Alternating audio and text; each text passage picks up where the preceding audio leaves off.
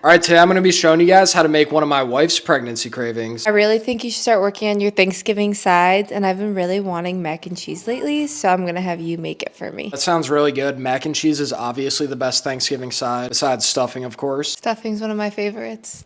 I know.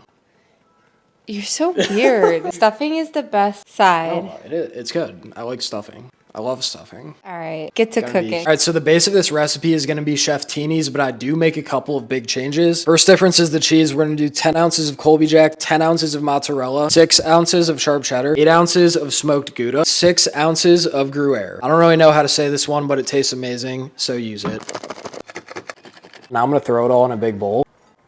We'll give this a really good mix, then separate half of it into another bowl. Now we're gonna get started on the cheese sauce, but before we do that, we wanna get our pasta boiling. This is another change that I make. Cavatappi's are great, but I prefer these little shell bows. They're a little bit smaller, but they actually do a better job of getting all the cream in the hole, like your boy. Now for the cheese sauce, we got our pan on medium-low heat. We're gonna do 4 tablespoons of butter. We'll do about half of our seasoning mix. I go kind of heavy on the seasonings. You don't have to do this much. Pasta's done. Damn, this is heavy.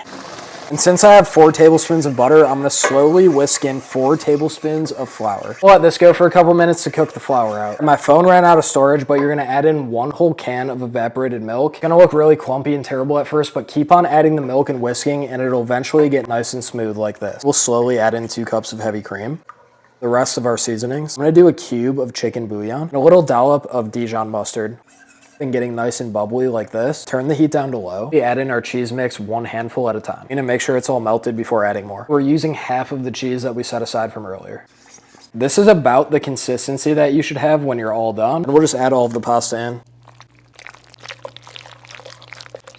I don't even think I have to say it. All right, now we'll put half of it down in a baking dish. A layer of the cheese that we saved from earlier. The rest of the mac on top. Top it with another light layer of cheese. Throw this in the oven at 350 for 25 to 30 minutes. I also broil mine for a couple minutes. When you're all done, it should come out looking something like this. All right, we're gonna give it a taste test. Yeah, you're gonna bite into All right, let's taste this thing. Oh. Yum. I told his ass. I said, that's gonna be hot. Oh. That's what you get for taking that big of a bite. I was too greedy. You bring it to Thanksgiving, everybody will love you.